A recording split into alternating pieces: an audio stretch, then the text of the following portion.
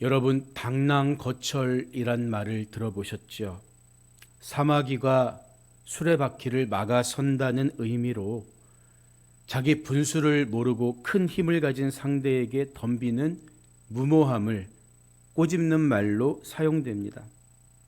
이 이야기의 유래는 춘추시대로 거슬러 올라가는데요.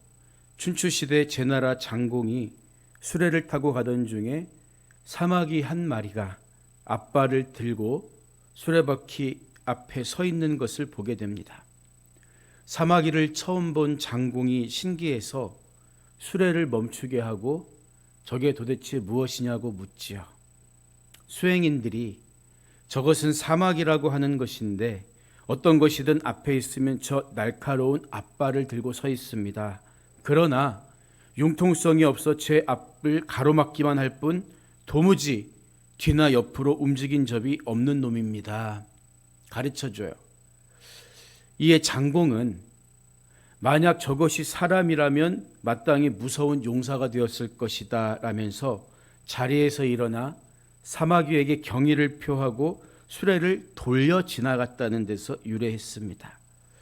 본래 처음에는 사마귀의 용맹함과 그 용기에 대한 경의를 표하는 의미였지만 점차 쓸데없이 만용을 부리는 경우에 사용하는 말로 변한 거예요.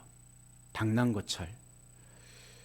여러분, 하나님께서 하시고자 하는 일을 인간이 막아서려는 것은 사마귀가 수레바퀴를 막아서려는 것보다 훨씬 더 어리석고 무모한 일입니다.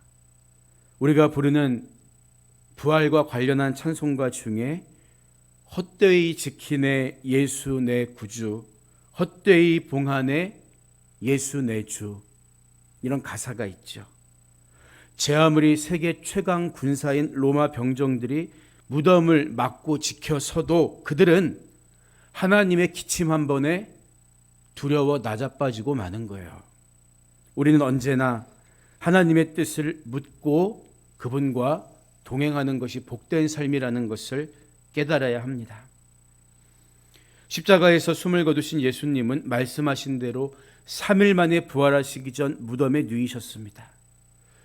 그런데 유대 사람들은 죽은 후에도 가족 관계는 계속된다고 믿었습니다. 그래서 보통 가족묘라고 해서 가족들의 시신을 한 곳에 장사 지냅니다. 3m 정도의 길이에 네모가 반듯하게 굴을 파서 시신을 안치한 후에 입구를 큰 돌로 막아둡니다. 나중에 그 돌을 치우고 다른 가족을 또 거기에 장사 지내는 거죠. 무덤은 유대인들에게 너무나 중요한 의미가 있는 거예요. 가족 외에 다른 사람을 장사하지 않습니다. 아리마대 요셉은 부자였기 때문에 특별히 자기와 가족을 위해 정성을 다해 굴을 파 놓았는데 아무 시신도 안치 않았던 그 무덤을 예수님을 위해 기꺼이 내어드립니다. 여러분, 진짜 헌신은 칭찬해 주시는 분을 내가 보지 못해도 헌신하는 거예요. 예수님 살아계실 때야 주님 그 쓴 잔 제가 마시겠다고 나서는 제자들 얼마나 많았습니까? 하지만 예수님 고난당하시고 십자가에서 숨을 거두실 때 그 제자들은 다 어디 갔죠? 도망가 버리고 말았어요. 예수님은 무덤 밖에서 나사로야 나오너라, 죽은 지 나흘이나 됐던 무덤 속의 나사로를 깨우시기도 했는데 이제는 본인이 그 무덤에 누이신 거죠. 그 무덤을 바라보고 앉아있는 사람들, 여인들은 어떤 생각을 했을까요? 모든 것이 끝났다고 절망하지 않았을까요? 여러분, 그러나 무덤은 결코 끝이 아닙니다. 나를 위한 죽음 뒤엔 나를 위해 준비된 더 아름다운 순간이 기다리고 있어요. 그것이 바로 우리 주님의 부활입니다.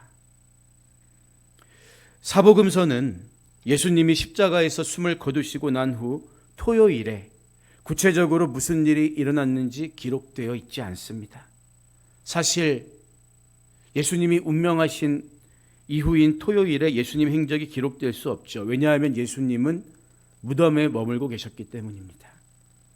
물론 훗날 베드로전서 3장 19절에서 그가 또한 영으로 가서 옥에 있는 영들에게 선포하시니라.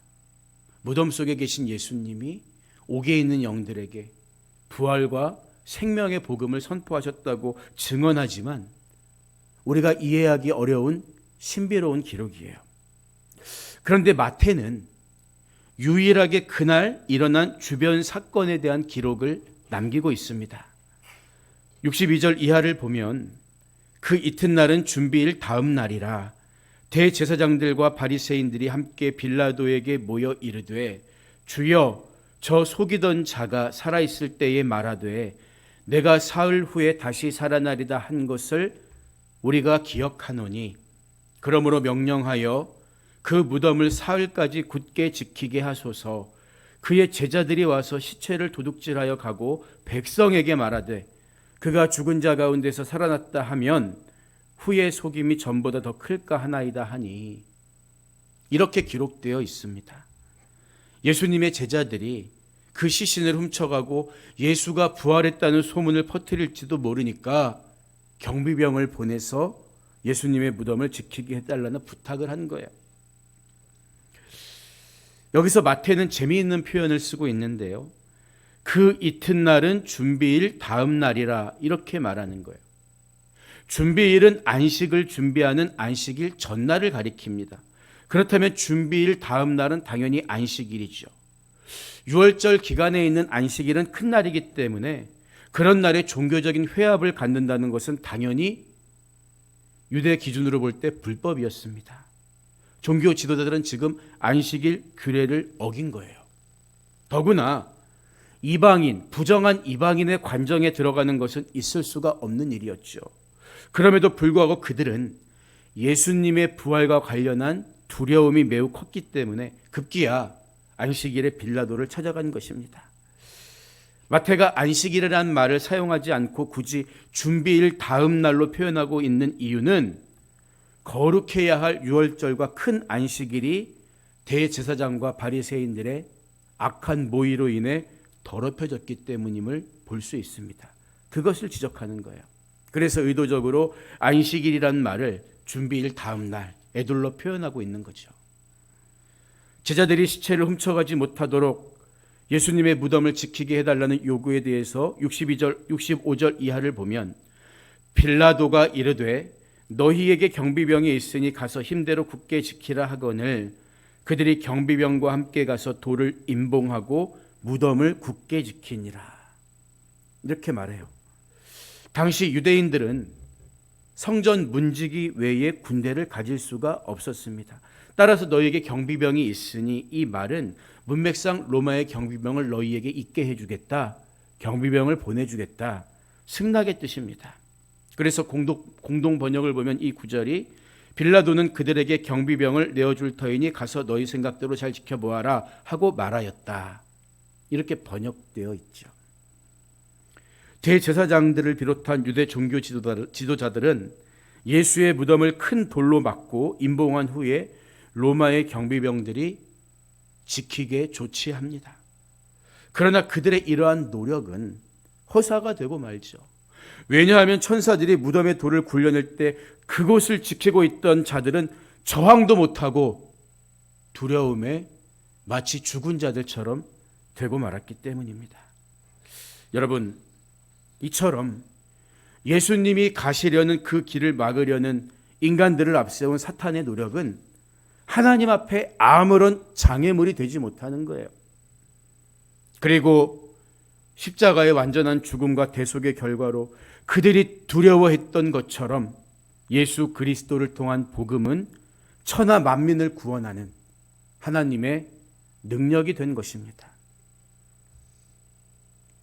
오늘 말씀을 마무리합니다. 예전에 수련 목회자로 있던 교회에서 성탄절 공연 준비를 하는데요. 한 권사님이 자기가 플룻 연주를 하겠다고 자원하시는 거예요. 그분 따님이 서울의 유명한 대학에서 피아노를 전공했거든요. 그래서 당연히 그분도 음악에 조예가 있으리라 생각하고 기꺼이 승낙했죠. 공연 당일날 그분이 또 얼마나 이 공연용으로 보이는 것 같은 드레스를 잘 입고 오셨는지 보기만 해도 프로의 냄새가 났습니다. 이윽고 그분 순서가 되었을 때 사람들 모두 숨을 죽이고 연주를 기다렸죠. 연주가 시작됐는데 생각보다 곡이 너무 단순했어요. 에델바이스 아시죠, 여러분? 하지만 그 곡조차도 마치 연습 안 한 초등학생이 피리 부는 것처럼 음도 안 맞고 삑삑 소리가 나서 언제 박수를 쳐야 할지 민망했던 기억이 있습니다. 여러분, 내가 아무리 하고 싶어서 열정적으로 한다고 해도 제대로 배우지 못한 사람이 연주하면 그것은 소음이 되는 거예요. 마찬가지입니다. 우리가 하나님의 일을 할 때도 하나님이 바라시고 하나님이 어디를 향해 가고 계시는지 부지런히 깨우치고 그대로 따라가고 행하는 연습이 필요한 것입니다. 사마귀가 수레바퀴를 막아서는 것 같은 자기 열심만 가지고 있으면 주님의 기쁨이 될 수 없어요.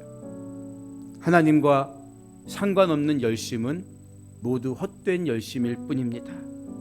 아무도 생각하지 못했던 죽음으로써, 십자가로써, 그러나 영원한 생명과 부활의 승리의 길을 걸어가신 예수님만 생각하면서 여러분도 하늘의 미랄처럼 부활의 영광을 위해 달려가시기를 주님의 이름으로 축원드립니다.